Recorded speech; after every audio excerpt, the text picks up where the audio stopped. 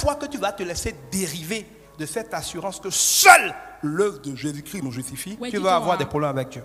Ça ne veut pas dire qu'il ne faut rien faire, mais tu fais les choses parce que tu es aimé, pas pour être aimé, parce que tu es béni, pas pour être béni. Tu ne sers pas Dieu pour qu'il te bénisse, tu sers Dieu parce que tu fais partie de ceux qui l'habitent. Tu ne donneras pas ta dîme parce que tu veux être riche, tu donnes ta dîme parce que Jésus-Christ te rend riche et que tu es heureux de contribuer à l'œuvre de Jésus-Christ. Tu agis par amour parce qu'autrement c'est des cymbales vides. Tu n'agis pas pour mériter la bénédiction, tu agis parce que tu te sais aimer. Tu ne vis pas de péché pour être béni. Tu évites de pécher parce que tu es habité par la sainteté et que tu es heureux de la glorifier par une vie sainte. Tu marches dans l'amour.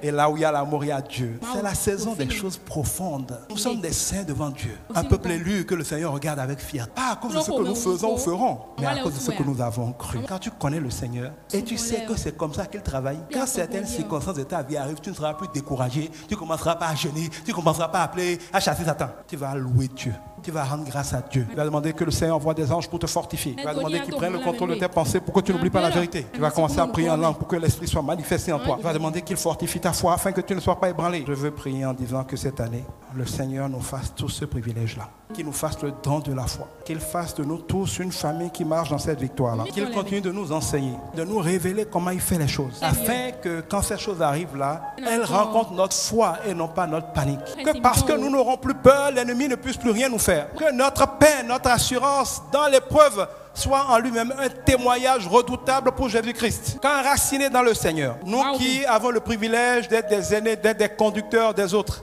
nous puissions leur tenir la main sur ce chemin-là. Que les nations voient en nous la présence du Seigneur et que comme l'annonce Ésaïe 60, elles viennent à la lumière du Seigneur dans nos vies. Que nous soyons bénis comme Abraham et que les nations soient bénies au travers de nous. Que nous soyons de ces gens dont le monde dise assurément, ceux-ci sont fils de Dieu. Que même si 1000 tombent à notre gauche et 10 000 à notre droite, nous ne soyons pas atteints. Que même si on nous attaquait par un chemin, nous soyons en train de louer le Seigneur jusqu'à ce que l'ennemi fuit par ce chemin.